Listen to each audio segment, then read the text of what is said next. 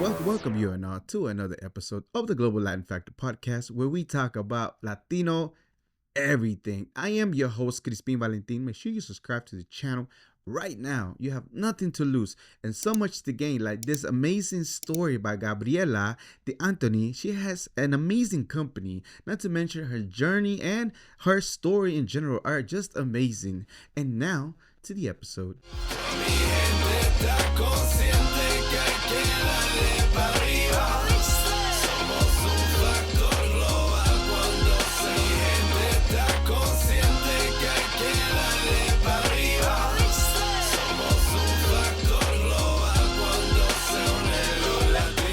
Gabriela, hola. Thank you so much for being here. I appreciate it. Thank you for having me. After a few times of back and forth, because you're so busy, you out and about, always doing something. We'll finally match our schedule. So thank you. I appreciate it. And also, like I always tell everybody, it's like there's a lot of traffic out there. Yeah. And just making the drive is highly appreciated. So gracias. But before we get started, we're going to do a segment that I like to call Preguntas al Chile. If you have not subscribed to the channel, al canal, what are you waiting for right now? We have amazing stories, empowering stories about individuals here in the community doing amazing things that you can get inspired. So make sure you subscribe to the Global Latin Factor podcast. ¿Está lista? Yes. Tacos o tortas? Which one would you prefer? Tacos or tortas? I would say tortas. Tortas. You have a favorite one to go to? Cubana, de jamón. De jamón. De jamón. De Cool. jamón, yes. Seguimos con corn tortilla or flour tortilla? Corn tortilla. Corn yes. tortillas. Yeah. Gorditas or pupusas? Pupusas. Pupusas. Nice. Jarritos, ¿de qué sabor? I like the tamarindo. Okay. O agua de horchata, jamaica or tamarindo? De Jamaica. Salsa verde, salsa roja. Salsa verde. Menudo or pozole? Pozole. Valentina, Tabasco, Cholula, hot sauce. ¿Cuál? Valentina, yes. Churros or flan? Churros. Of all the churros that you have in your menu, because you have different dishes, creative, you take it above beyond like a regular churro. Which is the favorite one of you that you made and created so far? I would say it's called the Biscoff one. It's like once the churros warm, we like roll it in Biscoff cookie. Oh, nice. And then we drizzle Biscoff, because there's a Biscoff cookie drizzle. Yeah. Y luego le echamos lechera. Lechera so that's too. my favorite one, yeah. Man. See, it's just...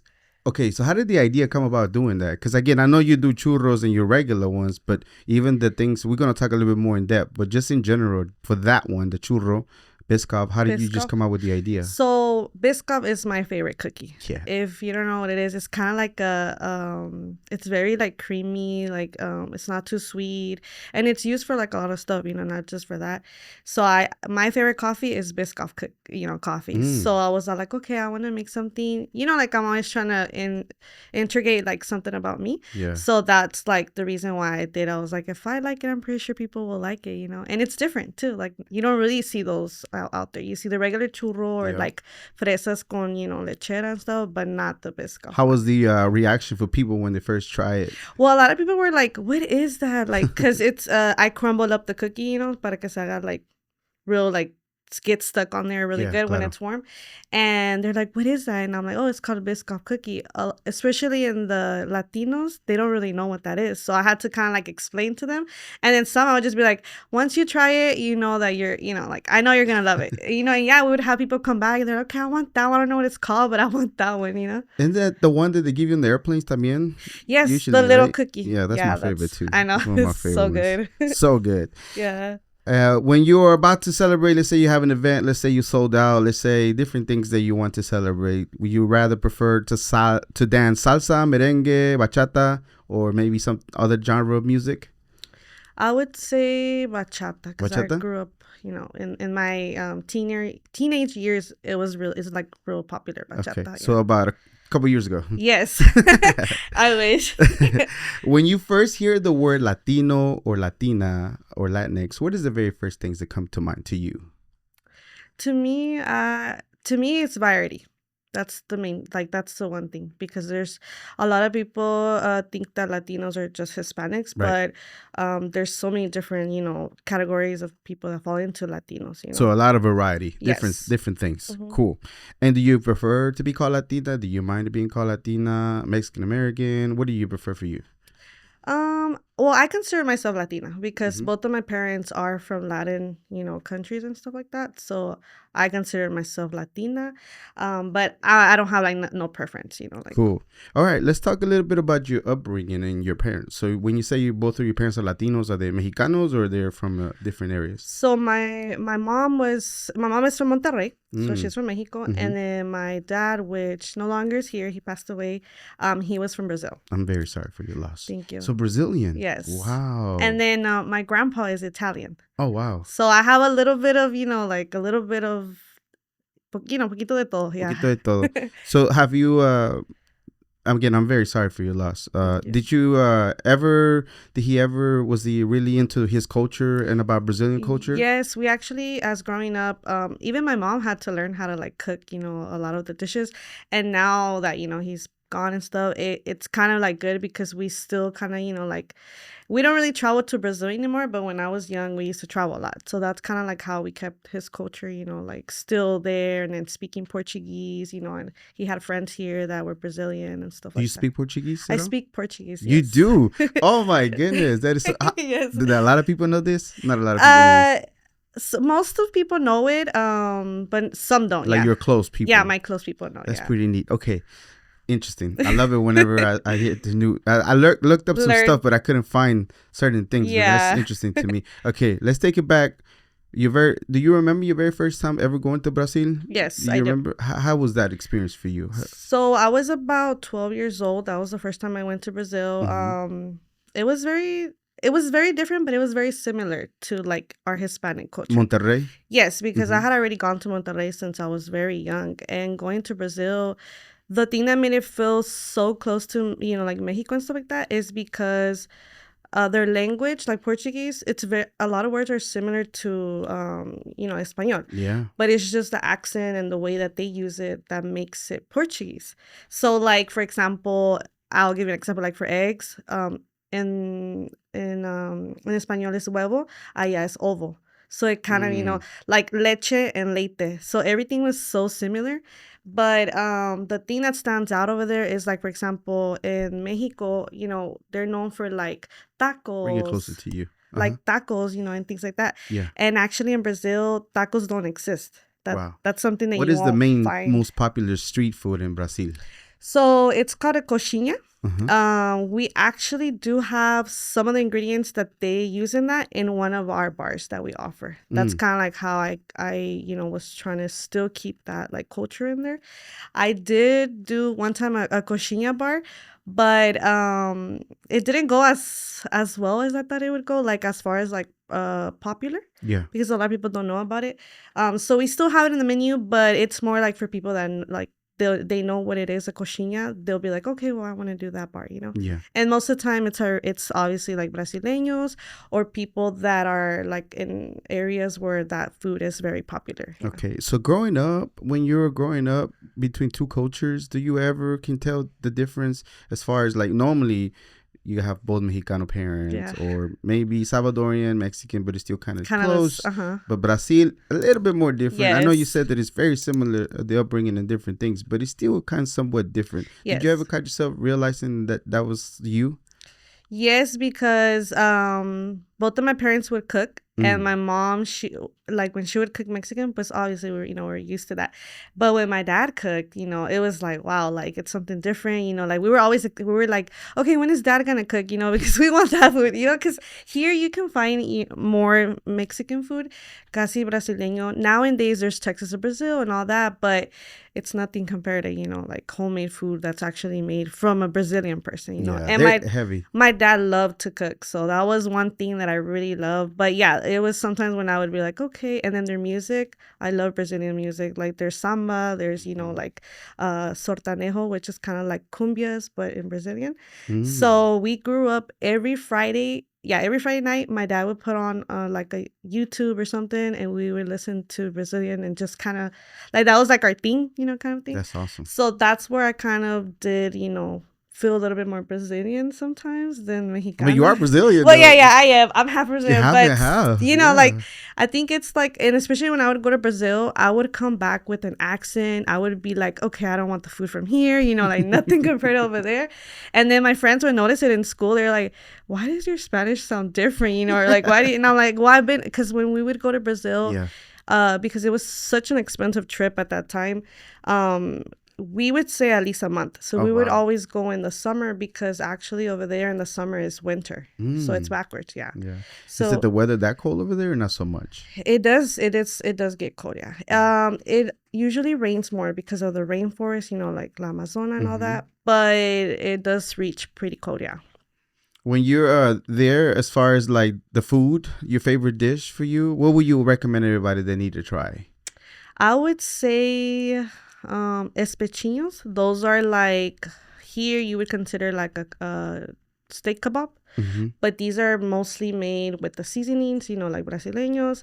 These are also a really popular like street thing. Like here you see tacos, over there is coxinhas and espetinhos. Those are the two things that you'll find everywhere.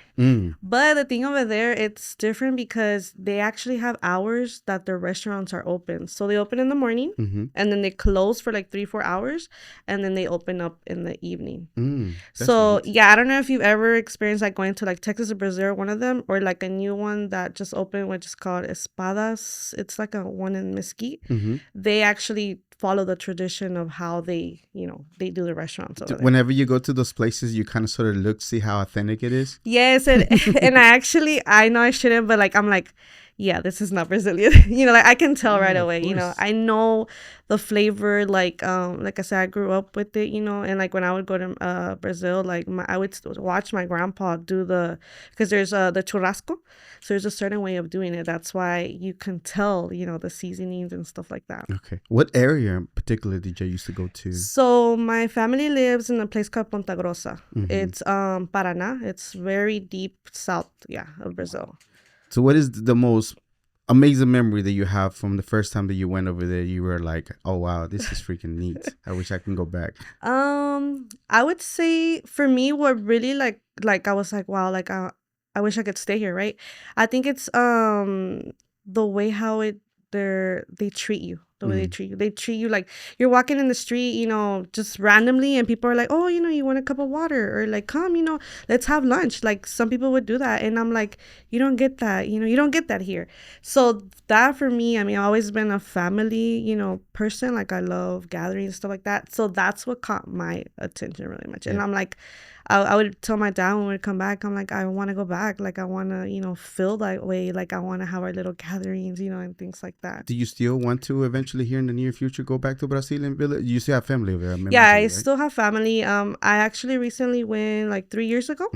But yes, so the timing has to be perfect, because I said like the weather. Yeah. Now that I have kids, now that I have my business, it is a little bit harder for me to take off a whole month.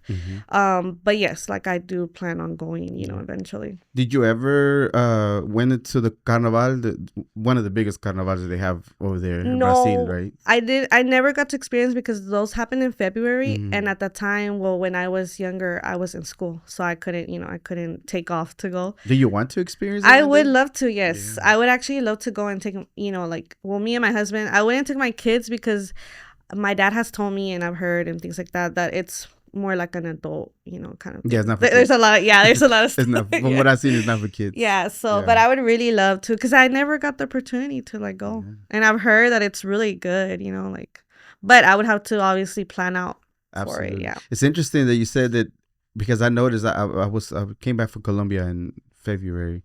I went for a trip and they were super amables. Like, they say con gusto instead of de nada. De nada. So it sounds freaking amazing. And even though here we're in Texas, right? You get the southern hospitality, but it's just like levels. It's so much different, higher levels of like how neat they are to you, how nice they are to you, how kind they are to you. It's just they treat you like you're just family, and you're literally just a stranger. Yeah.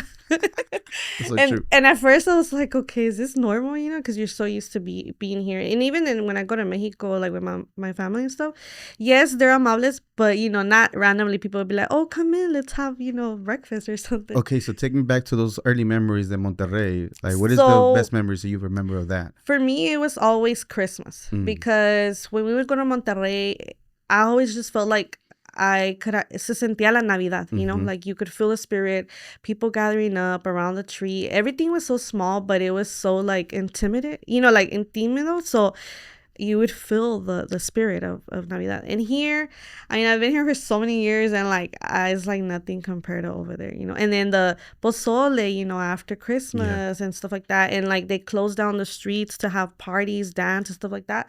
So I think for me it was always Christmas, because my mom's family has always been like you know, tiene mucho dinero and stuff like that. So us going, it was like we were literally like Santa Claus, because llegábamos con bags of like stuff, you know, comida and all that, and just all my cousins running trying to you know, search for gifts and stuff, and just that, like, you know, and it doesn't exist anymore, you know. So that's something that if I could go back, I would really like love to experience that again. Do you speak Portuguese often?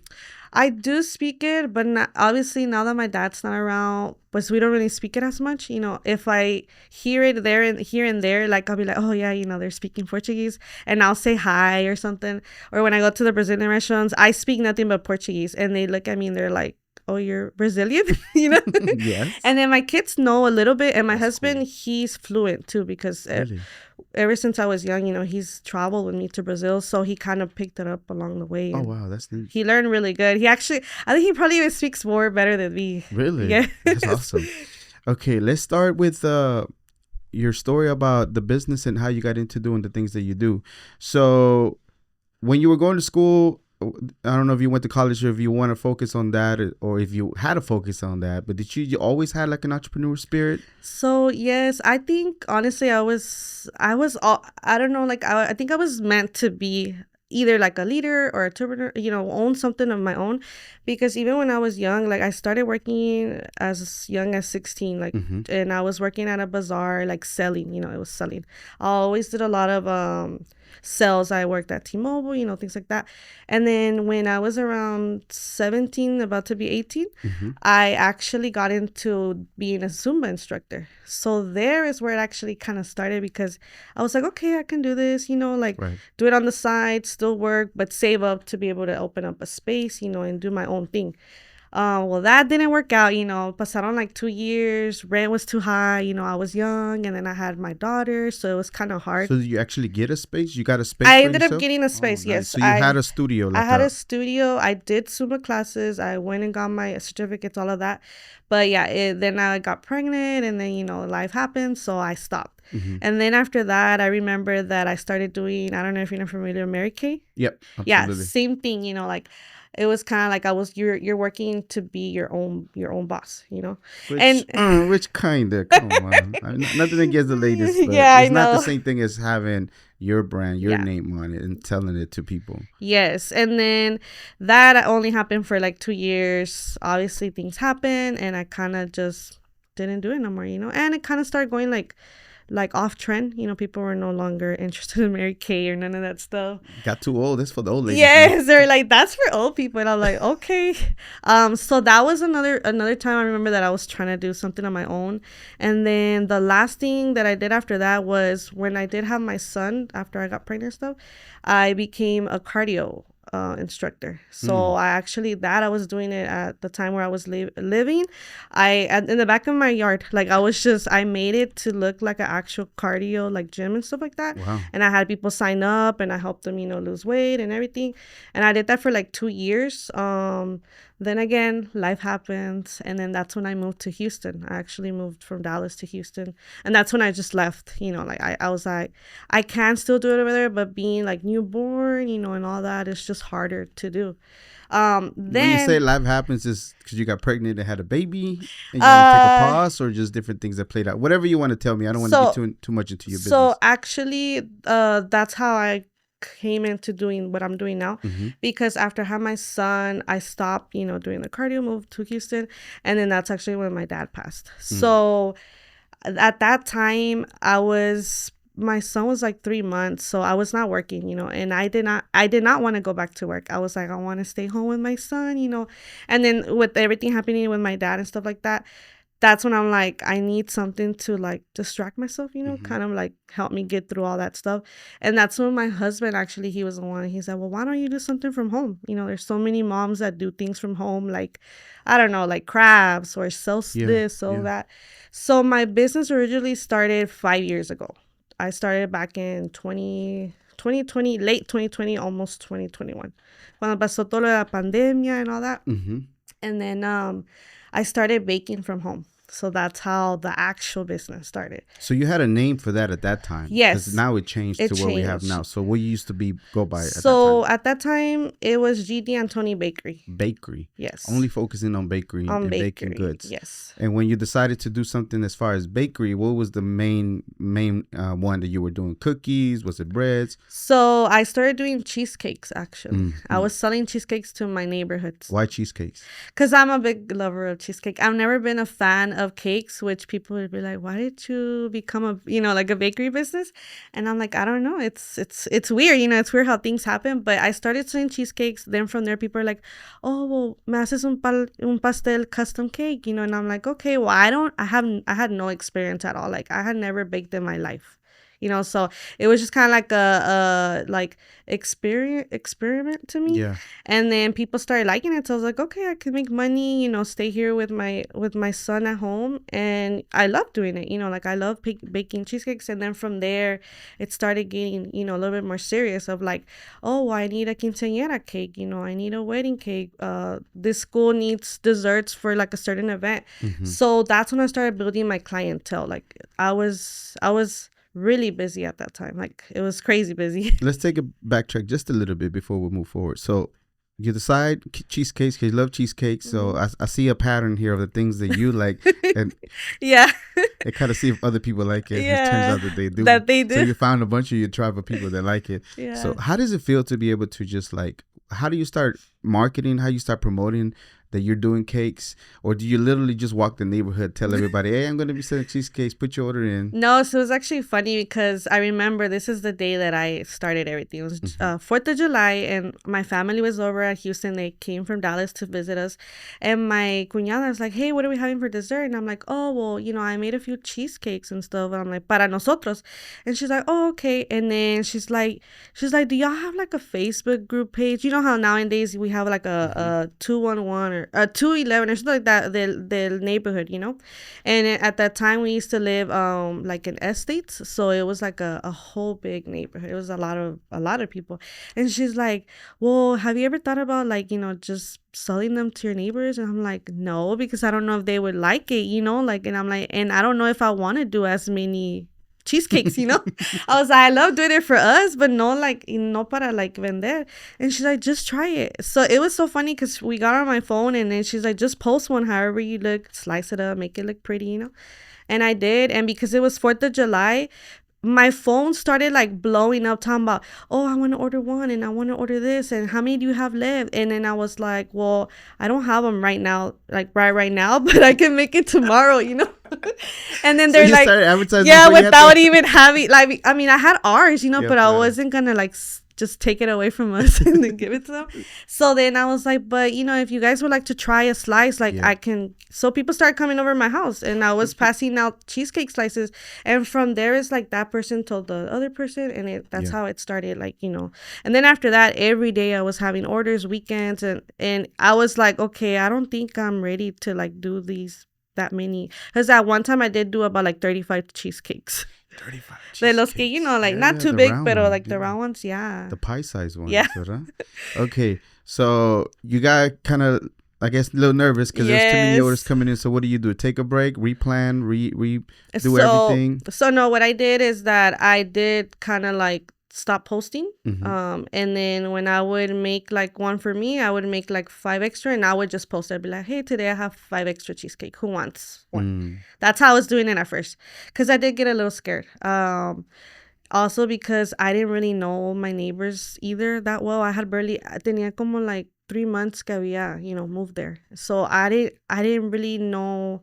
I didn't feel like comfortable people coming over my house that I didn't really know, and I was like, and I don't even know if this is what I really want to do. Like I just did it. We were really just playing around, putting it on and we're like, nobody's gonna buy, All of a sudden, you got a line down the door at your house, so Yes, strangers. strangers. And then I also, pues también, le comenté a mi esposo. I'm like, hey, like, what do you think about this? And my husband has always been very supportive. And he's like, pues just do it, like, no hagas tantos, pero, haz enough to, like, get some extra money. And I was like, okay. So I did. I started, like, on every Thursday, I would make them, and then I would post Friday. Hey, I have 10, 15 cheesecakes, whoever wants to buy. But then eventually from there, same people from my neighborhood started hearing, and they're like, oh, well, we're gonna have a party, can you make us this many cheesecakes? And then one lady told me, I remember one time, she's like, would you be up to making like a cake for my daughter? And I'm like, I'm gonna be honest with you, I've never made a cake in my life. I'm like, I can make it, you buy everything, and I'm not gonna charge you, right? Because I don't know. So I made it. It was like a small little cake on little frosting, flowers, simple. And it wasn't the best looking cake ever. But she loved it. And so she was like, you really should, hacer más pasteles, haces bien ricos. And she was honest. She's like, no se ve tan acá, pero, like, sabe, el sabor es lo que vale la pena. And I was like, okay.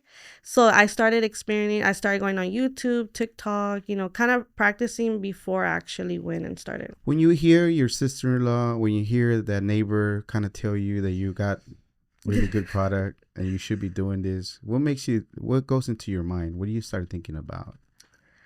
Well, at first, I mean, I'm like, they're just saying that because they know me, because some people do that. Like, they don't want to be mean, they kind of tell you so what you want. So you get imposter syndrome that you're like, maybe I'm not that good. Yeah. They're just saying that because they're close to me. They don't want to be mean to me. They don't want to be mean. They don't want to hurt my feelings. But I always, I'm the type of person también de que, like, criticism and things like that, I don't take it personal myself, because I've always wanted to learn. Like, I'm the type of I'm that person that has all different hats. Like, I want to be able to know different things and stuff like that. So I was like, I was like, maybe them telling me that, like, okay, yeah, they're my relatives, but then, like, por ejemplo, other strangers, they were actually giving me good feedback, and I did have some bad feedback, but I always told them, like, okay, well, thank you for your feedback, and I'm gonna go back and learn from that, like, what was the worst type of feedback that you felt you got that you made some adjustments and it was for the better? So at first it was my frosting. They're like, it's really good, pero sí está como like muy aguado. And when I heard that, I was like, oh damn, like, maybe I need to step back, practice more, taste, testing. My family was all tasting everything. I was like, and don't lie to me, like, dígame si no sabe rico. No, man. Yeah. Don't make me feel bad. I need you to be good. Yes, like, and then, obviously making a lot of batches, throwing them away, and then finally I found a good recipe that worked for me, and I just started using that one. And I would always be like, please tell me, if it tastes good. If it doesn't, let me know. Like, I'm not gonna, get mad. Not gonna hurt my feelings. Yeah, like, because people are worried about that. Yes. To give you feedback, how does it taste and be honest, because they're scared. Yeah. And I would honestly tell them, like, por favor, like, dígame, si no sabe rico, it's okay. Like, I didn't go to school for this, I'm not an expert, so I know that, I wasn't perfect at it. Yeah. Do you ever feel like some kind of influence from your father, seeing him cooking, and kind of for you to start experimenting cooking and finding your technique for you? I think, honestly, it was both of my parents, because los dos siempre han sido, cocineros. Like, we grew up with homemade food, even till this day now. My mom cooks for my kids, and I am always there in the kitchen, trying to learn from her and stuff like that. But I think it was both of them, yeah. Nice. Because, and also both of them were always like, bien así de que, like, trabajadores, like, in every way. My dad used to work 3 different jobs to just, raise us and stuff. Wow. My mom también siempre trabajó 2 trabajos.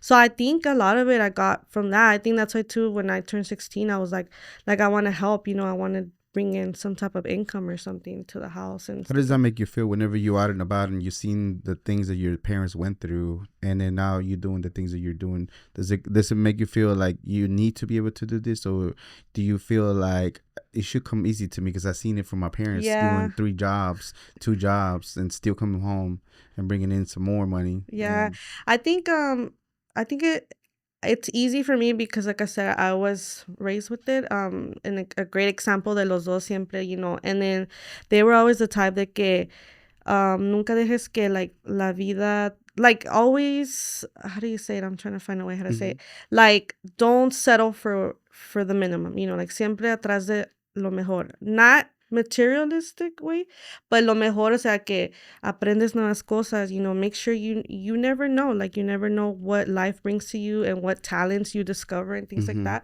So I think their motivation that they would always tell us, I think that's the main thing. So there was a lot of that at the house. Yeah, especially for my dad. My dad siempre is like, tienes que ser independiente, nunca ser, you know, dependent of any, you know, men or anything like that. Or like, siempre like have different skills too. Like, don't just settle for one thing. Because I went, like, it's kind of funny too, because I went to school for medical assistant, and doing what I do now, you know, it's like, I'm like, well, wow, it's crazy how my life changed from that to like what I do now, you know. Nada que ver with medical field. I did work in medical field for a long time, and I always felt like como que it wasn't for me, you know, but I did it because I obviously wanted to have some type of career. And, you know, and that's kind of like when you're in school, they teach you like you have to go to school right after school, you know, you have to get a career, you have to know something, you know, something in life. As people are telling you that, does it feel in the back of your head that it is a lie? Yeah.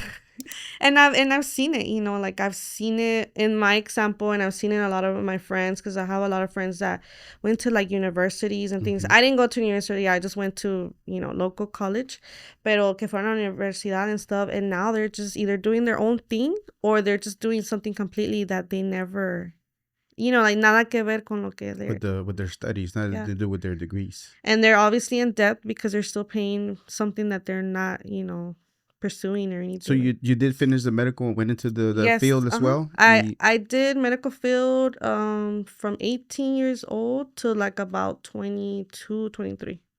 I worked there. How was it to work there? How did it feel for you? I mean, honestly, I loved it in a way because I was able to help. I'm a very helpful person. You know, desde chiquita, like I've always, it's like in me, you know, to help. Even now in my business, like I'm always trying to help people and stuff like that. But I think there was a lot of like things that I saw that I felt like, no, that's not what I wanted to be part of. Like that was not me, you know, like I didn't want to be like say, oh yeah, I work in that, knowing so much stuff that goes on behind like the desk, you know, that whenever you walk into a doctor's office, that I was like, yeah, I don't want to be part of this. Like, you know, I felt uncomfortable in some type of way. But since I was helping people, that's kind of like the comfort that would give me like, okay, you know, maybe it is for me, because me gusta ayudar, you know, and I love to help patients and things like that. But as the more I worked and the more I went to different like offices, I was like, no, there's just so much stuff que, you know, la gente no sabe qué pasa, and like things that I'm like, do I really want to be part of this, you know, like so I was like, no, I think it's time for me to move. Well, that's when I actually moved to Houston, and that's when my husband told me, he's like, well, you know, salte and we'll figure something out. So even though it was scary to have order of coming in, many orders, and a little bit overwhelming, was it still a little bit of exciting to know that there might be a possibility for you to generate funds doing your own thing? Yes, and I think the reason why too is because, like I said, siempre tuve como like that type of like, I want to make my own money, I want to be my own boss, I want to have my own hours, you know, things like that. Because whenever I moved to Houston, I already had my daughter, and with my daughter, her whole like infancia and stuff like that, I was always working, and I never had time to go to trips with, you know, like field trips, school activities. Sometimes I wouldn't even see her all day just because I was stuck at an office working, you know, a lot of hours. So I think honestly, in the back of my mind, that was always like a goal that I always had, you know, like when I grow old and I have my kids, like I want to spend time with them, you know, I want to be able to provide for them and not have to like ask somebody for, oh, can I take off for my kid, you know, and this and that. So Doesn't it feel weird to ask permission? Yes, as an adult to be able to go somewhere for I your know, kids? just like to like go to the restroom, like why do I have to ask you to go to the restroom? Like that's, human. That's something that a human does. But yeah, it's crazy. Like, and in the medical field, it's a very like fast paced thing. So there was times can like no comía lunch. I was working like for 8, 7, like 8, 9 hours a day. Working weekends. So I was like, yeah. It got to a point where I was like, I don't want this. Like, this is not. I don't want this for my life. Like I want something different. Okay, so the different now, when does it formalize the business for you to start doing stuff? And is the cheesecakes only, and then every so often custom orders for cakes, or how does that go for you during that time? So I did the custom cheesecakes for about 6 months. After 6 months, where my husband was working at the time, trabajan puros like men. So my husband started taking it to work, and then they're like, oh, like I want this, I want that, and then people started asking like, oh, do you do que empanadas? Do you do que like other desserts? I even once did cinnamon rolls, homemade cinnamon rolls. Like I was just trying different things, and I'm like, maybe this is what maybe this is what I was meant to be, pero como nunca lo había tried out. You know how like when you discover talents that you didn't know you had, that's kind of like what was happening. And then after that, I started doing custom orders, and then I would say like about a year, ya cuando tenía un año, that's when my husband told me, he's like, what do you think? Like, do you think this is something you would like to do? Yeah, like, because he's like, ya pasó un año, you haven't gone back to work, like. But you're making money though. Yeah, I was making money. Making money. And at the time, I wasn't making as much because I was so new to it. I didn't know how to price things. I was always scared to like, price things up. You were new to the business. I was new to the business. Because you were looking into the techniques of how to make it better, right? Yeah. And then one question I had, a lot of people don't like criticism or don't like to hear, or even though it doesn't feel comfortable for them, not only people giving criticism, for one to take it to grow. Where does that come from for you? Do you know? As far as being able to accept criticism, being able to be told that this could be better and then improve it. I don't know. I mean, I think it's just because, like I said, I'll always like try to do different things. So I'm like, well, it's like anything, like when you're learning something new, you have to practice. Obviously you're going to do it bad because you don't know. And if nobody tells you that you're doing it bad, you're just going to continue to do it bad. So para mí, it's like, I'd rather take the criticism, fix what it needs to be fixed, and try to be better, and even like realize, is this really what, I'm supposed to be doing? Because sometimes there's things that sigues haciendo, and a lot of people, they don't like criticism and they keep doing it, but they know that it's not good. Like but it's like como how is it, like their pride, they don't want to be wrong. They don't want to be told that, oh, yeah, that doesn't taste good, like stop doing that, but like I was always like, it's a little bit of a rare trait to have, to be able to see. Yeah, I know. And it's kind of crazy because what I do now, I mean, all the time. I see it all the time, and even then, like I'm always striving. I guess too, I've always been the type that que tratar de hacer las cosas bien, so like I'm always trying to do better. Not so much as like perfect, but knowing that I'm improving in some way, Yeah, it's way different than being a perfectionist. Yes. Because a perfectionist sometimes doesn't even want to put things out there. They hide themselves because of that. Yeah. Instead of like you making it better as you go, people that are like self-proclaimed perfectionists. And the thing is that they never want to put it out. And I think it's also because I am that way too. Like I am very like sometimes too blunt, and I know some people take it in a bad way, but it's like, I'd rather tell you now than see you go through it, and then you're gonna be like, well, why didn't you tell me if you're my friend, And I think true friends will really tell you. That's even true. If it hurts, And para mí siempre, like, even when I was young, like even when I was in trouble, I'd be like, okay, I gotta tell my dad, because either way he's gonna find out, so I might as well tell him now.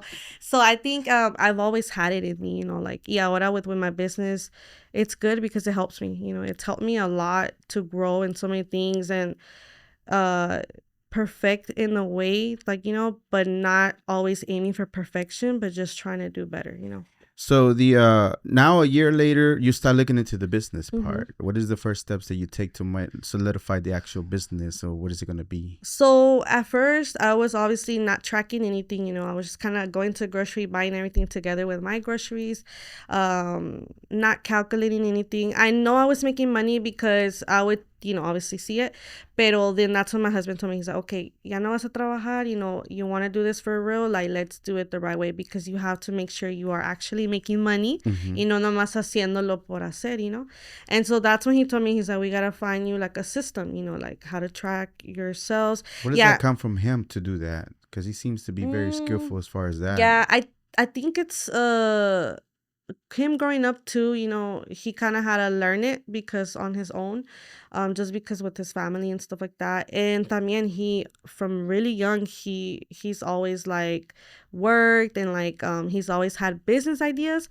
But the thing about him is he's more a little like más scared to actually go. So I think he was kind of like seeing it, like living the dream through me. Yeah. Like saying like, okay, let's let her try, a ver qué pasa, but right? It's good that y'all can come together, and even though he looked into those things that you were able to do, he was knowledgeable enough to kind of tell you that that's the way you need to do it. No, and I feel too like him being the dad, the husband, the main, income, he was kind of like, no, like I have to stay doing this, and then let her do that. You think he sacrificed a little bit of some ideas that he had because he has to be the provider, and then let you do what you do because you like this? I think so. And he always told me, he's the mic a little closer to you. He always tells me, he's like, like, I'm gonna do whatever I can for you to be able to, keep going and stuff like that, because I'm not gonna lie, like there was times that he was like, okay, like I think it's time for you to go back to work,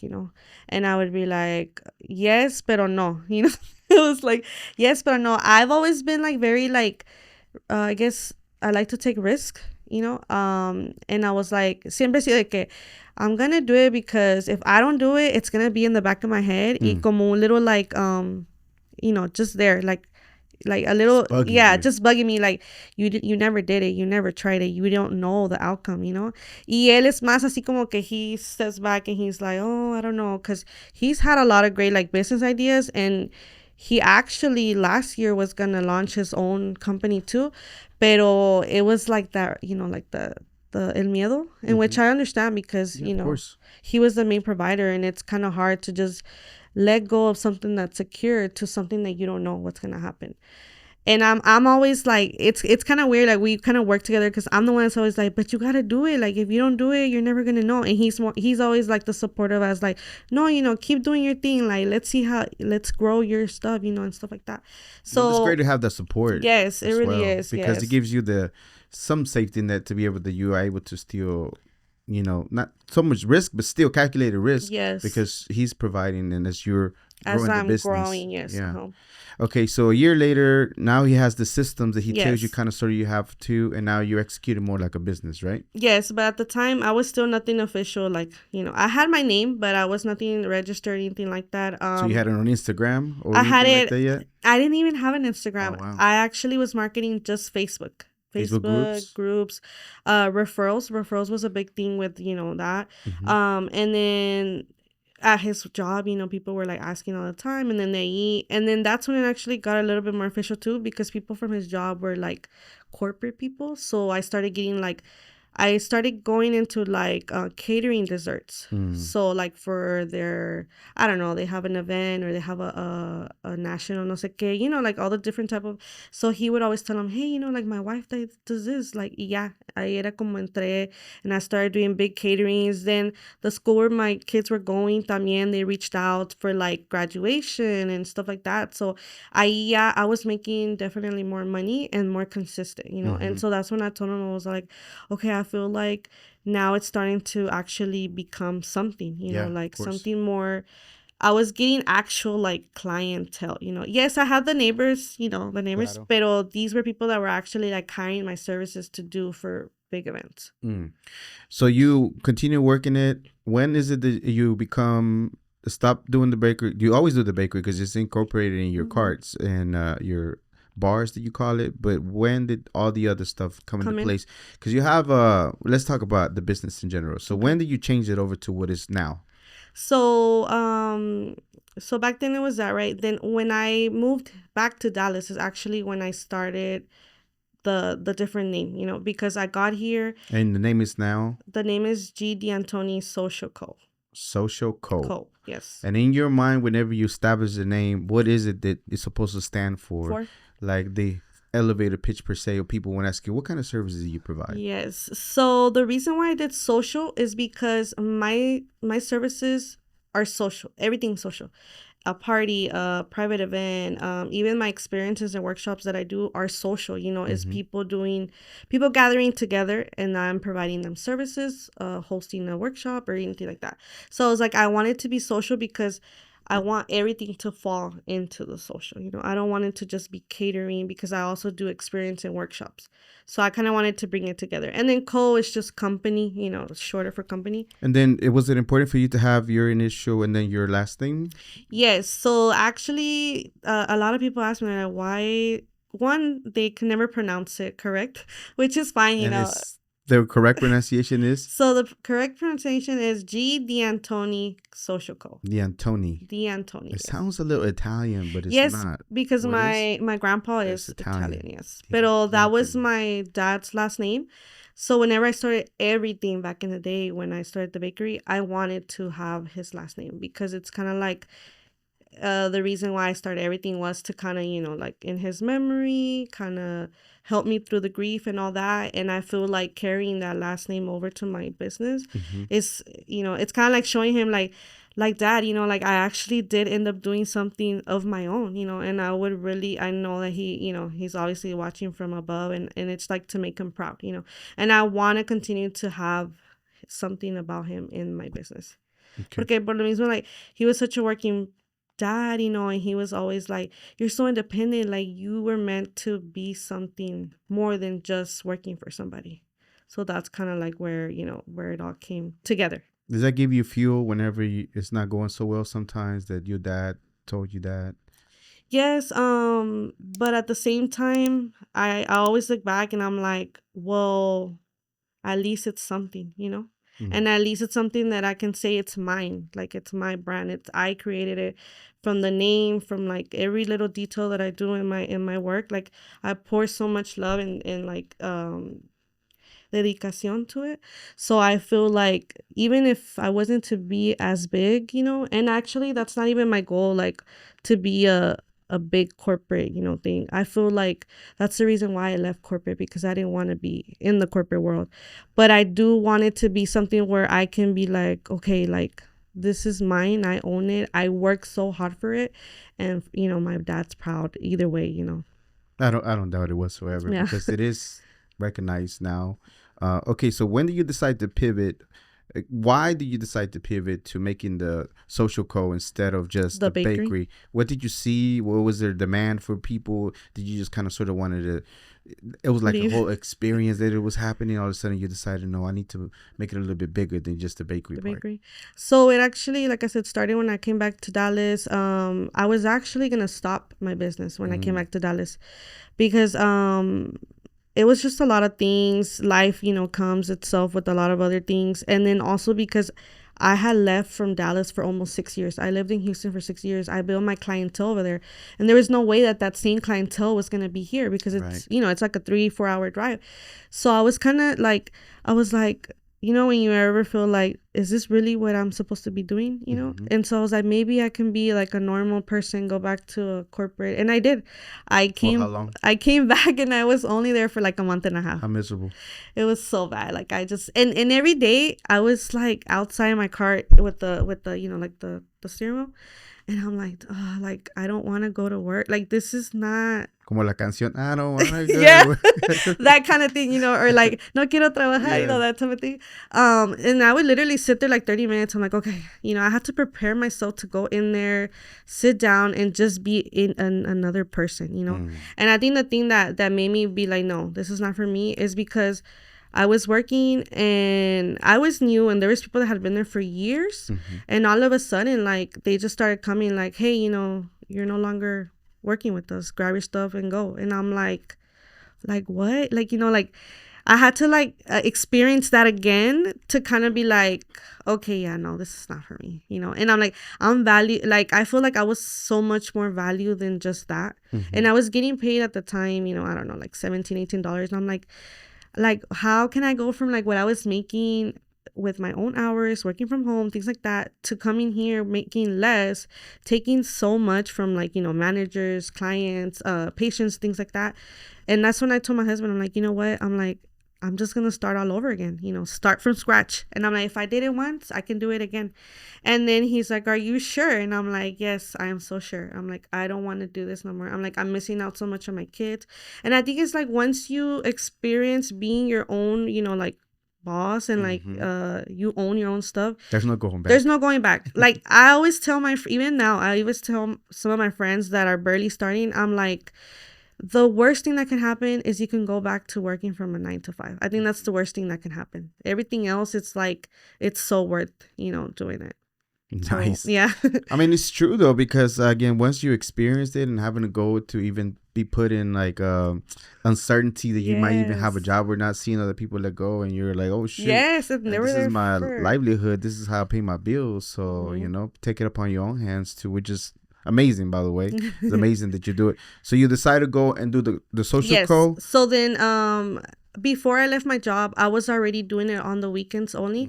And that's when the bakery stops and the carts come in, like my social carts and interact. What do you call it? Because you said bars, you said what is it exactly? So when I think of a mobile bar, but no, I know, yeah. So I call them interactive social bars. Nice. Because everything about some people call it catering, but I feel like it's different than catering, because I don't and I don't just go and set up and leave it for you to serve yourself, or I don't have like a long table just serving it. No, like we actually create an experience for each guest, and we try to make it as unique and fun at the same time. So that's why I don't call it catering. I feel like it's something different, like you said, an experience.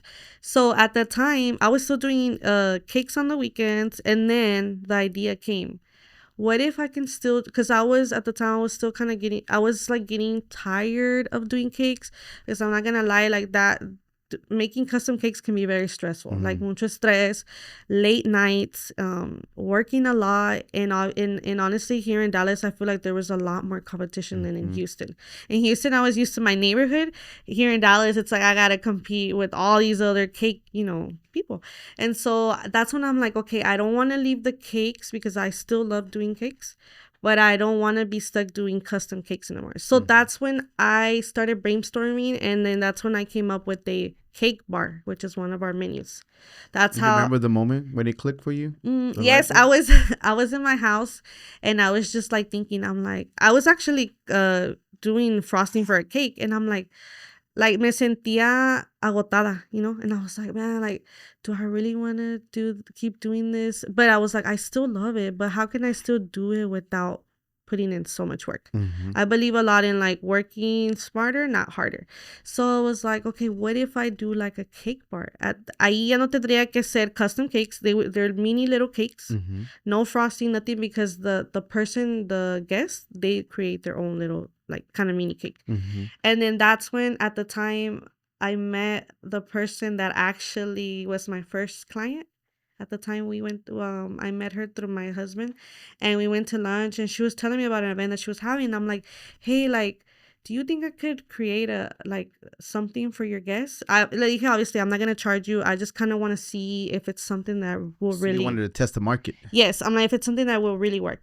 And she was like, yeah, sure, fine, pues gratis, everything. And I was like, okay. And at the time I didn't have a bar or anything. What I did is I just set it up at a table, like really nice, everything. And people were like, okay, what is this? Like, like they were so surprised, and they're like, pero cómo funciona? Like, what do you do first? And then I was explaining to them, and it was like, and the kids, those were like, they loved it. And then my friend's like, Gabby, like, this is actually something really different. You don't see it. Everybody always gets a custom cake. Everybody cuts it, y ya, or agarran cupcakes. But aquí you have different toppings. You have different drizzles. You have frostings. You can create whatever you want. Basically, you have different flavors of cakes, not just one, como en una fiesta, usually it's just one flavor. And she's like, I really think you should, go forward. Like, go forward. And I was like, okay. So I went home, and I started designing my, what I kind of already had an idea, because I had seen on TikTok, things like that. People were already doing like elote bars, marucha bars, but nobody was doing a cake bar. So that's when it actually started, the whole thing. And then that's when I was like, okay, I can finally, I still bake my cakes, pero ya no es like so detailed and so stressful and so staying up late nights. It's very much easier. Yeah, I really feel like people haven't, the kids, the adults even the adults, it's crazy make how their they own thing instead, and it's you like get different flavor. you see them and they're like parecen niños, like, oh, yo quiero esto, yo quiero, ¿y cuánto le puedo echar? I'm like, no, puedes coger de todo lo que quiera, and so I feel like that is when I was like, okay, I'm not gonna be a bakery no more, now I'm gonna be the carts. The carts. So how many options do you have? Because I've seen a little bit. I've seen Yeah, the waffles. I've seen the cakes. I've seen a few other things that you have. I've seen the charcuterie type style. I've seen all kinds of different stuff. Yeah. So what other options do you have? So right now, I want to say we have about 13 or 14 options.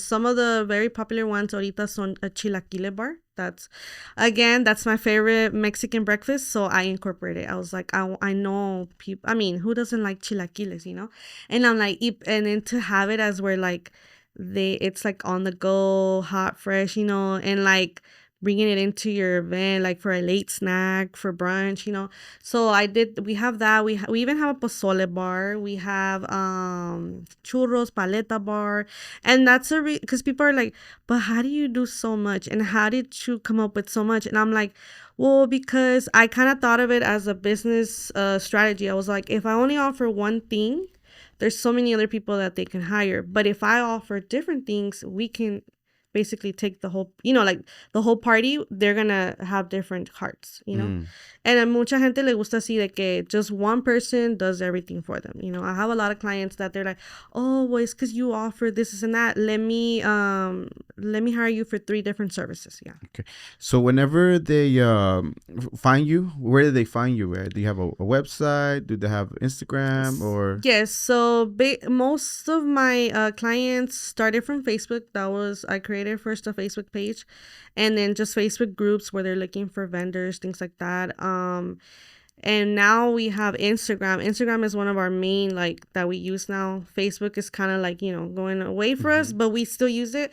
And then right now we're actually about to launch our website. Yes. Our website. Yes. Nice. Congratulations. Thank you. It's a big deal to be able to have something like that for you that is functional. They can see all the things that you can make as far as the bars and the options that you have for them, right? Yeah, and then we are on Google now too. Nice. So we were able to get on there, and you get a lot of reviews. Yes. You get often reviews. I've seen the video where like you don't have to hear from us, you hear from the reviews. Yeah. Other people that are doing reviews. Yeah, and then like I'm always striving, for a 5-star. Obviously, things happen, things like that. But like I said, I love doing it, and I feel like because I have so much passion for it, and every detail for me counts. I know for some people it doesn't, and my mom, she's always like, ay, pero quién va a ponerle atención? I'm like, I am, like that's my presentation, that's my brand. The first, like, es lo como siempre digo, you never know who's gonna be at a party, you never know who's gonna be at a private event, you don't know who's watching you, like, what if there's somebody like a big company, los invitan a una wedding or something, or a grand opening or something, and they see your presentation, like, and I think that I've got that so many feedback that my presentation is what kind of sets me apart, like, les gusta la presentación que les doy, and I'm like, yes, it's because I put so much into it. Where do you pick that up from? Where do you pick that to be able to want to have pride, to be able to look a certain way? And you have to have it that way because it speaks highly more of you, and other people see it, that they give you feedback. Like before we started recording, I hit you play and I said, I really like the way it looks. Yeah. The feeling of it, very professional. It looks appealing. Looks great. Even I seen you at the Kava bar, and I seen the same thing. Yeah. That it just looks great. Yeah, and I honestly think I've just always been like that in my own life, like siempre, like I said, try to do my best and everything. But I feel también porque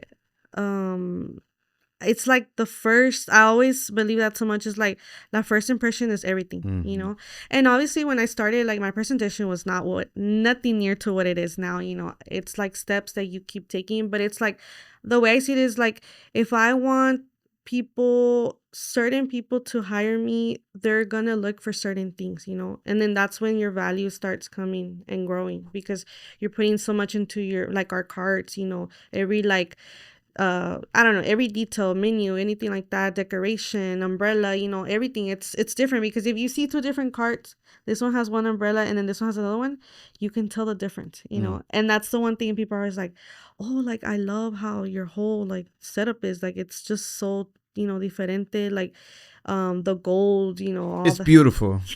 It really is. and oh my gosh, like, we've had so many different designs too of bars, but I'm always looking, like, different, like, how can my bar stand out from the other bars, and so it's those little things that I know for some people are like, hi, well, it's just a bowl, it's just this, and I'm like, no, like, it's not just a bowl, Bring that closer to you. Sorry. it's I not know just you're comfortable now, but it's not just a bowl, it's not. It's a gold bowl. So it's the difference. I was military, and a lot of the things that they make you rehearse all the time is attention to detail. Yes. Attention to detail. Teamwork's the key. Attention to detail. So even the little smallest thing. things.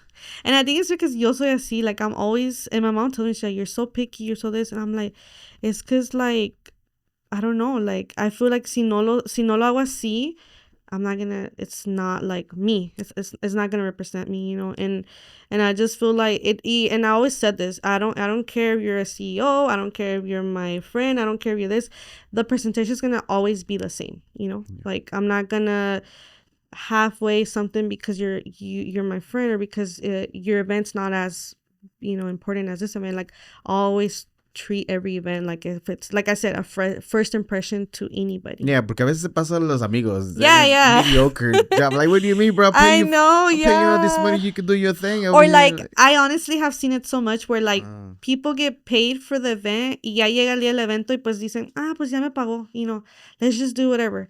No, because you don't, like I say, you don't know who's going to be at that event. You don't know how people are going to look at your stuff, how you're going to represent your brand, how you're going to stand out from others. And it says a lot about you if you are that type of person. Yeah. Like, we'll see. We just, Yeah. And you can tell. Yeah. You can see it. Okay.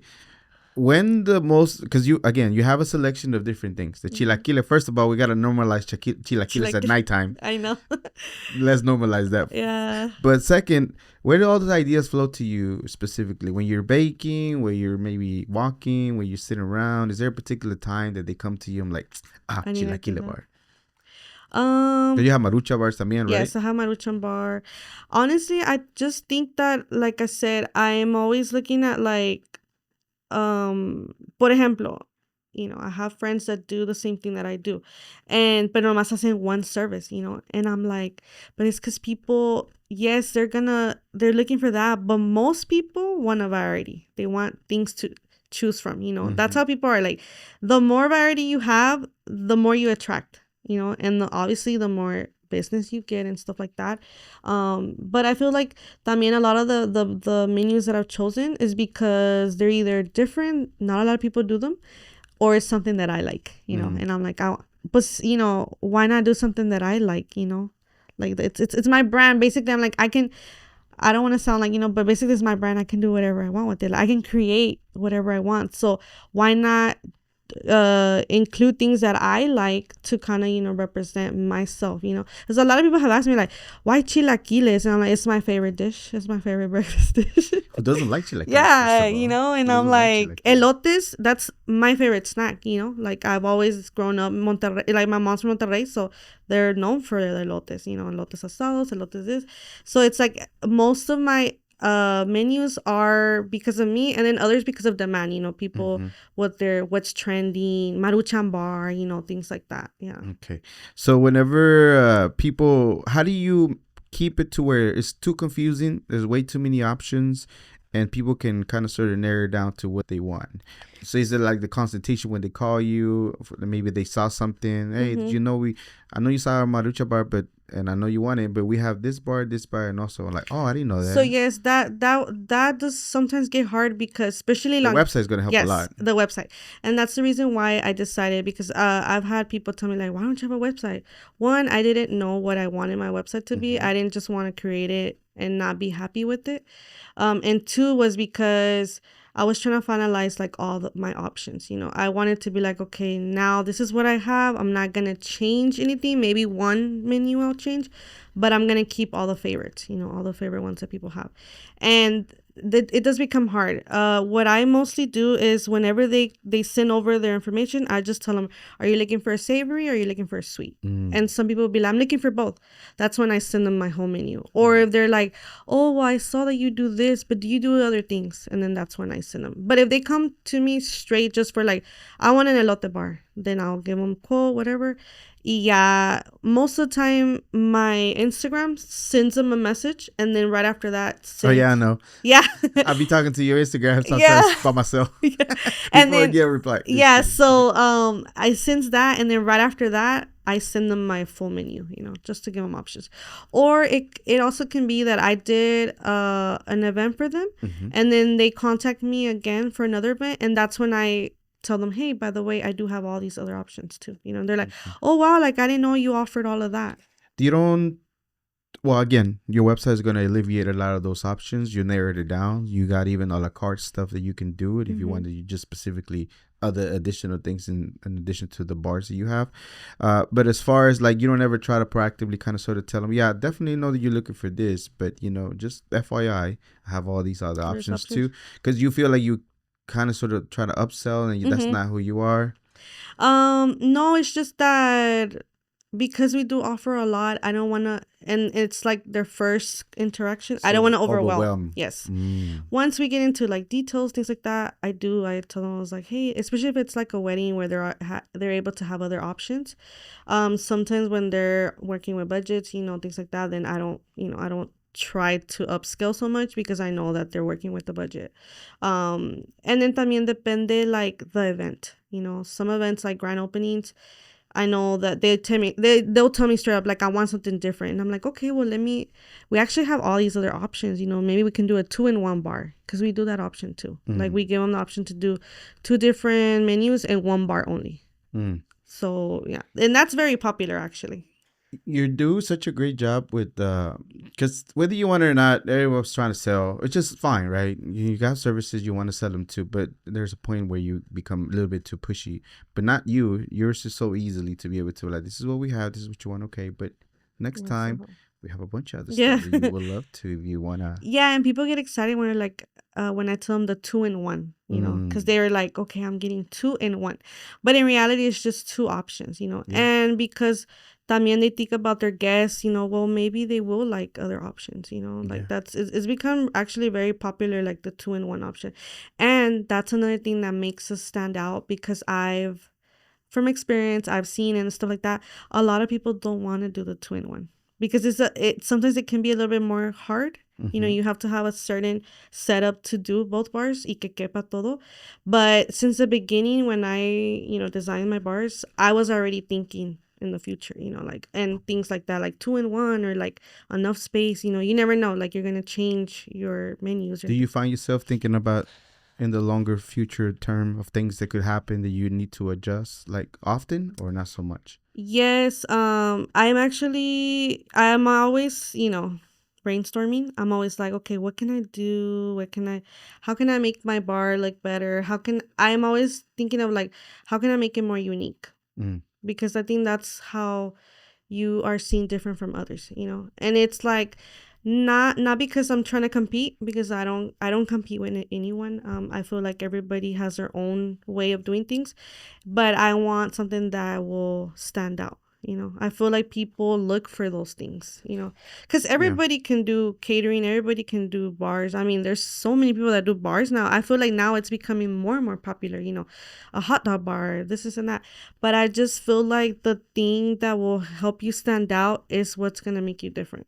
Yeah. I mean, I didn't realize they were called bars. Yeah. It'd be a hot dog stand, a distance stand, and that stand. I know some people at the beginning used to be like, wait, a bar? Like, you mean like with alcohol drinks and stuff? I'm like, no, not that type That's where my mind goes to, but it's not. Yeah. I call it a bar because, you obviously have your setup, and the bar, it's parece un bar. It's like a mobile bar. And then you have your person serving, kind of like when you go to the bar, you get your drinks, there's a person behind, and then they have their little setup. So that's what I'm like. And then obviously a mobile bar, because we take it anywhere. Our bar collapse and we can take it anywhere, fit it anywhere. Yeah, I seen you also. Well, I ran into you in the market with Rosa. Shout out to Rosa, Eloteciendo. So I ran into you into that's we were following each other or following the pages for a little while. But that's where I first saw you. So you done markets or consistently do markets or not so much no more? So it's kind of like a lot of people ask me that. A lot of my friends and new people that I meet that are barely starting, they're like, but like, how do you get all these gigs? How do you get these private events? How do you get known? And they're like, because we don't really see that you do a lot of vendor events. And honestly, and thank God, and because of experience and stuff, my first year that I was here in Dallas, where the area where I live, they started doing like a little, it was called Little Mexico Market, and it was nothing but vendors, and that was actually my first vendor event. I set up everything. I didn't have my bars at that time. I just had like a table, and I feel like that experience and then other experiences kind of made my mindset like, yes, I need to get out there, but I feel like this is not the way I want to get out there. Like, I feel like um it was mostly, like I said, my presentation stood out, word of mouth, people referring me. That's how I started getting like grand openings, private weddings, like private catering stuff. So I didn't really do a lot of markets. I actually don't have a lot of experience in vendor events. Now I do a few here and there. If I know the person, if they referred me, I like to say yes, because I'm like, I don't want to say no, and they're gonna be like, oh well, she don't want to do a vendor event. But my main focus is more, private. Just because I feel, like I said, I There's like a lot more money in private no, events. and it's because like I said, I like to, like, that's my main goal. Work harder. Work smarter, not harder. Yeah. And I feel like vendor events, they're great. I'm not gonna say they're not, because they are great. A lot of people have become famous from vendor events, but I feel like it's just too time consuming. Like, it's a lot of hours and you don't know the outcome, and I feel like, especially in the time that we are now, things are very expensive, ingredients, all that. I feel like I want to focus more on where I know that I'm getting paid for my value, like the value that I'm putting into my, like I said, I put so much work into it. Yeah. I just feel like my setup is not like, for vendor events. Like, no, you're right. It looks more prestigious, more sophisticated. See, like más. No, it does. And it's not like talking down the vendors. It's like literally because of the presentation, because I told you the way that it looks, it just looks like it belongs in a private event, Yeah. an upscale event. And it doesn't look like it should be at a vendor. At a vendor, yeah. And then I seen even when I saw you in the vendor, it looked neat. So I'm like, huh. Yeah, and I've done a few, and it's just like, I feel like, like, I'll do it because, like I said, I know the person, and because it's not bad to do once in a while. It's smart of even when you did the vendor event, the Little Mexico, that you're already thinking of like, I want to get to be private catering, and this is be a great way to me to get people, because it is actually you should be able to work it that way, right? Yeah. You should be able to do the event in the intention, the mission of like being and doing private events later on, transitioning into that. And it's so much less time. Like a private event usually is only, we've had events where it's only 1.5 hours where we're serving and we're done quick, like. And markets could be like 5 hours, even longer to set up. And not just that, but weather. I like I said, I've done vendor events. I've done them. I'm not gonna say I haven't. And I've had situations where my umbrella's flying, bugs, hot, like, and I'm just like, man, like, I don't know. I don't think this is like, I don't find like so much value in it, Yeah. And it is good for exposure, because that's how people get exposed, But I feel like that's what I'm saying. You work that event, even if it was one event, to be able to expand yourself eventually and get, connections and people that were like, I feel like the way I started was more like, oh, vas a tener una boda, let me set up my bar, let me, and that's kind of like how it went, like referrals from there, here and there, and then people that I met, network events, they're like, oh wow, like, I went and set up for network events. I did like grand openings for free, I was just setting up for them. Some people might see it and that little investment of them sacrificing an hour or two in products for exposure may not worth their time because they're spending money. But you saw that it is an opportunity to be able to be referred, seen, and then to contact you later on, right? And I feel like that was my marketing, because I didn't, at the time when I started, I didn't have funds to obviously, hire people to market, things like that. And that was my marketing. I'm like, if I'm gonna invest, I'm gonna invest in marketing, which is gonna make me money later down the road, Mm-hmm. instead of me either doing vendor events or paying somebody to market for me. Where you pick that up from to feel like that's going to be something that's going to work for you Work. later on? Invest now, even if it's for free, but later on, you know it's going to pay in dividends. I think it comes from like taking risk, Mm. because I see it's a risk, you're risking because you can, and that's the reason why I don't really do vendor events, because I feel like it's a higher risk. You're out there so many hours, you're exposing your product. And the thing is that my services do a lot, deal with a lot of food. So it's not like I can just, go take it back home, use it again. It's not like a boutique or candles or stuff like that you can just pick up and go and reuse it. Yeah. So I have to think wisely, like, okay, I'm going to invest this amount here, but then I'm not gonna be able to, like, reuse. So, but if I go to a private event, I know at a private event, I have to, at least one person's gonna be like, oh wow, like, let me have your info so I can hire you for a next event, or I'm interested in your services. Did you notice the switch to where you were buying product with your groceries to all of a sudden now you're thinking about risk and this Yeah. investing in this? Do you remember the switch when it started happening for you? It actually happened about 2 years ago, Mm-hmm. because I was actually at the grocery stores buying everything. And my mom, like, cause my mom, we spent a lot of time together, and I was like, no, mom, like, that's for that. This is for my event, and this is for like us. And she's like, okay, pero cómo sabes, cómo vas a saber si todo va junto y estás pagando? And when she said that, I was like, damn, like, she's right. Like, how am I gonna know? Obviously I have to sit down, kind of like look through the receipt. But then that's when I'm like, you know what? I need to have like my own business card. I need to separate my personal from my business to actually know what I'm making, because at the end of the day, it's a business, and I have to make money to be able to obviously invest in the business, and then pues también, to provide for my family and stuff. So I was like, it has to be done, the right way. Did you create an LLC for it yet? Is it coming up? So we don't have enough. It's kind of like in the works with the website. Mm-hmm. But we are registered as DBA? yes, DBA, and we use Square as our system for everything, invoice, contracts, things like that. And then that's another thing too. I started you learn through events, and I started learning that, like, I have to have contracts, I have to have invoices, I have to have kind of like to track, and then also to keep our business safe from certain things. You just never know, you want to make sure that you have it right, and also it kind of does make you look better, Yeah. you look more professional. Yeah, and then some businesses require things like that to be able to even go into their doors. If you don't Yes, have uh-huh. these things established, they won't even. If you can't send an invoice, Yes, they don't, and they don't want yes, to mess with you. they don't want, because they don't know if you're legit or not, Yeah. or I've seen a lot of business, they're like, oh, just sell me, and I'm like, yeah, I can sell you, but it's like I need an invoice, and that's where I was like, oh damn, like I don't have an invoice. And then one lady did tell me, she's like, I need a contract because my venue requires. And then after that, I got a lot of, because we started getting into private events, a lot of insurance that we require to have Mm. insurance. So little by little, you kind of just learn from experience. And then here in Dallas, particularly, there's a lot of permits dealing with Yes, food and all kinds of stuff. So you have to have like established. ghost kitchen, all Yeah. kinds of things that you have to have these days. Yeah, There's a yeah. lot of that. Okay. Did you ever tap into any of the? Because I know you do networking. In fact, let's talk about that. You working on a networking event, and I Mhm. like the fact that you said we're not competition. Variedad. We're variedad.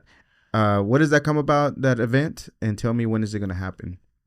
So that event is basically, we're trying to bring in, well, I actually do network events every year. It's like an annual thing. We just choose randomly a day, and then we bring in a lot of either small businesses, people that are barely starting, or people that have businesses but kind of need, like a guidance, or like sometimes just motivation, sometimes just getting together with other like-minded people, Mm-hmm. that kind of like spark something like, man, like I think I want to do that too, and that's kind of like what happened to me. That's why I try to keep doing it.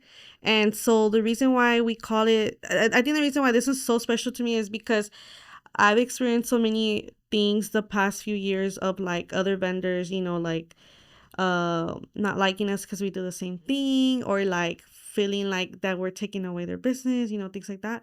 And I see it in so many businesses, and a lot of businesses that I know that they think that way. So I'm like, one day, I was eating with Julio, Julio? Julio the Fudio. Yeah. He's been a guest here before. Yes, Julio the Fidi. And we were talking, we were trying to like brainstorm, and he's like, you know what? He's like, you're right. Like, we're not competition. Nomás somos variedad. Like, we're just different. And that's when that whole name came. Like, no somos competencia, somos variedad. And that's so that one's gonna happen May the 3rd. It's on a Sunday. And we're gonna have we want to do like an experience with all the businesses to kind of work together, because that's the main focus, working together, learning from the other business, things that you might, you never know, like you can always learn from other businesses. We sometimes think like, oh no, like there's nothing I can learn from that person, but in reality there is. You just don't connect, and then that's what the network event is for, to connect. Yep. To do things together. And then we're gonna have speakers as well, just real people, real testimonials, saying like how it was to start from the bottom, what are the things that they learn and stuff like that. If you are already thinking that you have all the answers, you're falling behind, because you could be open-minded to learn more and move quicker. Yeah. Than instead of thinking to yourself that you have all the answers. Don't get me wrong, that vision, that business was given to you for a reason, but open up to the opportunity to be able to have people that have been doing it longer to move you quicker. Yeah. That's the reason why books work, because you read what other people did wrong and right, and then you just and you learn, duplicate it, make it quicker, Yeah. learn from their mistakes, and move even faster. But it's a price sometimes. But Yes. hope you don't, people that are listening, feel like they have all the answers, which probably is gonna go above their head. But still, Yeah. just be a little bit humble to be able to open up to listen to other businesses or other business owners that be doing it and learn, because you will learn something eventually. I don't know if you ever gone into some of your chambers, wherever you're at, local chambers, Hispanic chambers, or just general chambers. Highly recommend it. I have free resources for you. So if you've never been or ever visited or having a networking event, I would love to invite you one of these days to check out some of the. I'm part of the Four-Way Hispanic Chamber. I'm an ambassador for them, but I see the work that they do. They have resources to help you out when you're trying to scale your business, to help you how to set up a business plan, and all those sort of fancy terms that people use. They're there. Okay. Also, even some of the research, and they're all for free. Again, once you pay your membership, they're all there. But also bids. The city has bids for things. Maybe they can teach you how to start bidding for certain things. So if you've never been, I've never been. Highly recommend to tap in to try out yours wherever you're at locally, and get the most out of it. Go talk to them. Go sit down. See who can. A free consultation for whatever you're doing, because they do free consultation for the most part. Once you pay your membership, networking events. Another awesome another avenue of people that are professionals for the most part, business owners, banks, you name it, they're probably there networking, connecting with each other. There'll be an opening for you. Okay. If I didn't know about the chambers until like 2 years ago. And even though the podcast is a business, an LLC, I didn't realize how much of a great resource it could be, and how much numbers they do, if it wasn't because I was around them and learned about it. And I just know that a lot of entrepreneurs benefit for just visiting from them, because again, it's free resources. Sometimes I don't even know that. I mean, you don't know that they're there. Yeah. So as much as your networking event, I hope it goes fantastic. Just know that there's other ones that do it all the time, consistently and monthly basis, that you'll be able to connect, build a relationship with. I recommend the Forward one more than any of them. Reason being is because here in Dallas, we're very transactional. Like, what can you do for me? What can I do for you? We got that, but what can you do for me? What can I do for you? Type of situation. But like, over there, it's more kind of like that. Allá un poquito más de relationship building and things like that you can kind of get it. And they have like 900 members. Okay. So I'm doing my ambassador part job. They do. And their networking event sold out today. They were at Top Golf in Fort Worth. They did about probably 300 members in the morning time.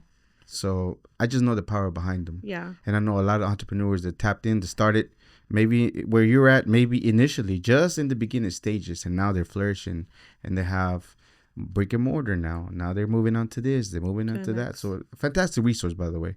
So if you never tap just a recommendation, because Okay. I know you're already doing fantastic. Your ideas, it seems like you belong there because of all the amazing ideas you Yeah. have and how you execute is so good that I'm like, man, if she only knew about it, they have those The free other brochures, slash some of her time with the things that she wants to do bigger. Okay. For sure. Okay, we're running short on time. Thank you so much for being here. I appreciate you. Were nervous. You're still a little nervous. I can see moving Playing with the cord. But in general, you got to relax for a second. So I appreciate it. Before I let you go, one more time, the event that you have going on and all your social media, where can people reach out to you? So our Instagram is Gdeantoni Social Co. And then obviously, Google, you can find us on Google. Our website's still not up, but it will be shortly, yes. So it's very at the end. Is that Julio working on that? Or you got somebody Yes. else? Nice. Julio, yes. Once again, the event, where's it going to be at? Where can people register, or where can they find out where to go, the address, location, everything for the event you have going on? Yes, so it's May the 3rd. It's a Sunday. It's going to be at 5 p.m. And the location is going to actually be at one of our small businesses. They own a tax office. It's called Tax Liberty. Nice. It's in Oak Cliff. In Oak Cliff. And then the information, everything else can be found on our page. We have a link under our bio where you can get all that and the tickets.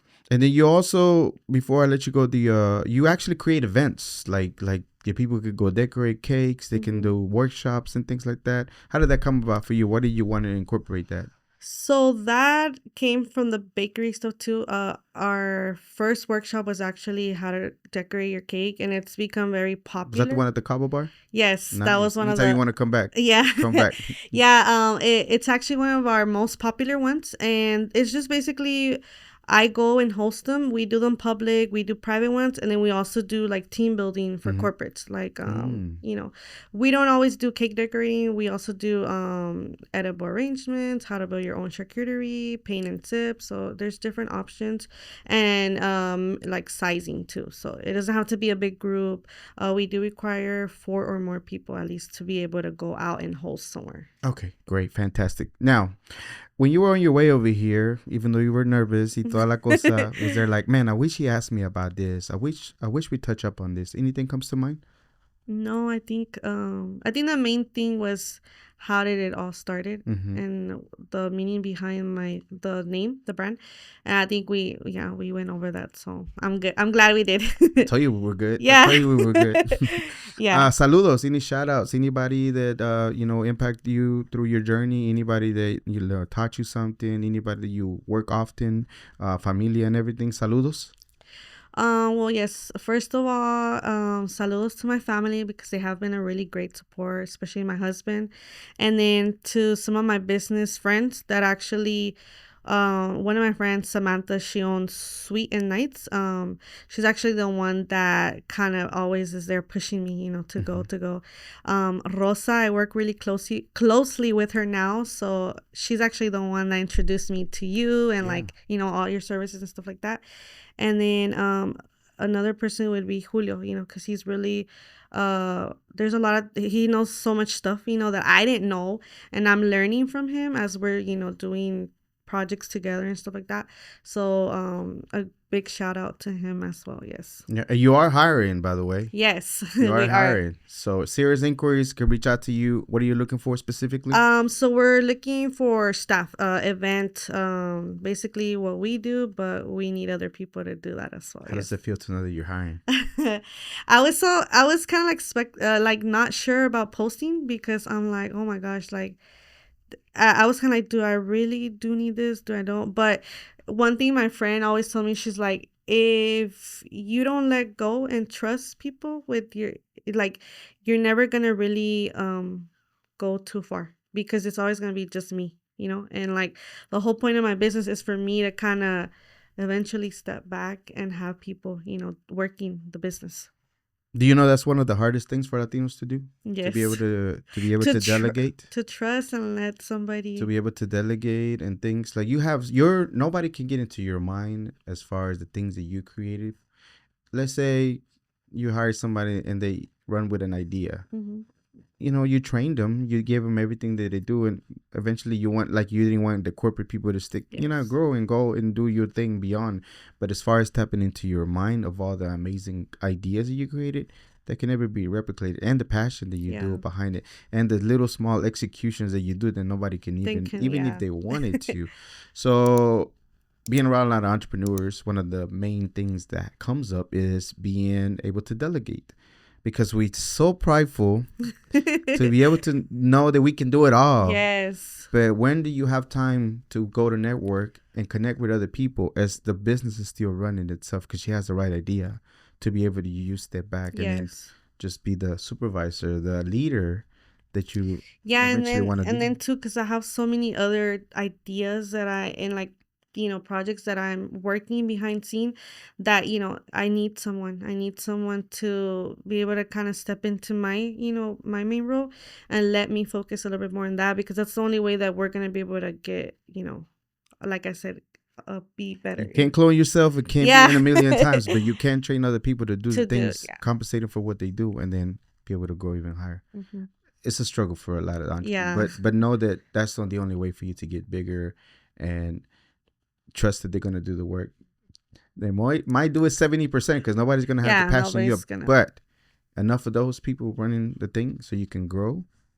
I mean, smarter, not harder, right? Yeah. Alrighty. What is an important lesson that you learned doing your business that you would tell your younger self that will help somebody else out? What would that be? I would say just my main thing is never, if I could go back and tell, my younger self, like, do it, just do it, and keep going and never give up.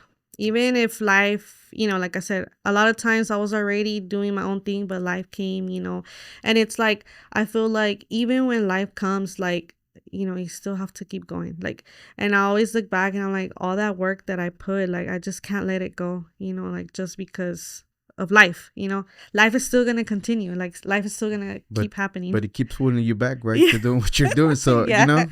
So yeah, I guess, I mean, like, at the end of the day, I guess I was, meant to be, something, create my own brand. Alrighty. Normally throughout my day, sometime during my week, month, say something along these lines that I heard a while back. I'm not immortal. I am mortal, and I will die one day. Not to terrorize me, scare me, anything like that. But it's a reality in life, right? We're not here forever. But that helps me hurry up and do things. With that, I wish you a very long, prosperous life. After everything's said and done, what do you want people to think and feel about your life? I think the main thing is, like, I want them to remember me as somebody that, like, siempre hice lo que, like, whatever I set my mind to, like, I worked for it, Yeah. I, nunca fui like de que, how some people are like, oh, it's because I wish I could do this, I could that. But if you just sit there and you don't actually put the work in, it's not like it's just gonna fall from the sky, like, you have to. And I feel like that's something that I inspire a lot of people, like my friends and things like that, my family. Like, now that I'm doing this, I've heard things that before I never heard, and I'm like, it's good to hear that, it's good that you hear that from, like, your cousin, your aunts, like, wow, like, Gabby, like, siempre estás haciendo algo, like, you're such a hardworking person, and you don't give up, like, you don't give up no matter what has happened in your life, no matter, like, what, big impacts. Like, I just always, I'm like, I have to keep going, like you said, like, we don't have all life, and if we just sit there and wait for things to happen, no van a pasar. Yeah. Knowledge, that saying about knowledge is power is so wrong, because you can know everything in the world sitting And if down you right don't, here. But if you don't take no action of it, what does it matter if you know everything, read every book? Yeah. You didn't do nothing to do anything about creating anything, to pursue It's anything. kind of like, my career. Like, if you don't actually put it to work, it's just another piece of paper. Pretty much. Yeah. Absolutely. Do you think what you're doing currently as far as entrepreneur and, your company is a calling for you? I think now, with everything that has happened, and so many things that I've, like, experienced in the business, I think so. Yeah. I think this is something, it's like I always say, cuando I pray and stuff, I'm like, God, just, please don't let me go back to a 9 to 5 job, just like, es lo único, like, it's one of the main things que le pido, like, just keep that spark in me that wants to continue, like, and like I always say, that's the worst thing that can happen. I can go back to being a regular employee, pero yeah, I have, like, a lot of projects and a lot of things that looking for my business to grow and stuff like that. In many ways, not just, like I said, I don't want to be a big corporate, just to kind of give me the freedom of like being able to be with my family and things like that. Yeah. With the drive that you have, is no doubt that you will. When I first met you, again, I didn't know too much about you. It's great that I get to run around with different people and they introduce me, or I see things with you. I know the timing just happened to be the right timing for us to be sitting here. Yeah. Even though we were scheduled. I don't so sometimes, many times. Don't get me wrong, I don't get frustrated at times. Sometimes I do. I'm like, darn it. I wish you would have said. Well, I wish you would have been already. But sometimes I know that just the timing has to be what it is now. Yeah. Your website's coming up. It'll be a great video so you can plug into I your know. website if people get to Yeah. know more about you. Tell Julio I say hi. Yeah. But just in general, those things, again, just the look, the way that you set everything up, the way, the precision, the small little details that you do about your business that I see, then I can see being a higher scale private events. I can see it. I can see why sometimes maybe vending event is not such a thing for you, because of the work that you do, the intention behind it, and all the little details that a lot of people sometimes, and the pride behind it. And again, I'm nobody to say this, but like you said earlier, I don't doubt that your father's very happy and more than smiling because of the name itself and what you have behind it, that it reflects pretty much on some of the way that he lived his life, and that's the way he looks now. So, and without a shadow of doubt, Gabriela, you are a global Latin factor. Thank you so much for being here. Thank you for having me. Absolutely. This was another episode of the Global Latin Factor podcast. Remember to subscribe right now. You do not want to miss this amazing stories of these amazing individuals doing amazing things in the community, of pursuing their dreams. Not only that, but learning and growing and inspiring, literally inspiring the comunidad. So make sure you subscribe to the channel, the Global Latin Factor. And remember, we are just like you. We are people. We are the spice and flavor in this melted pot that it is the world. Till next time.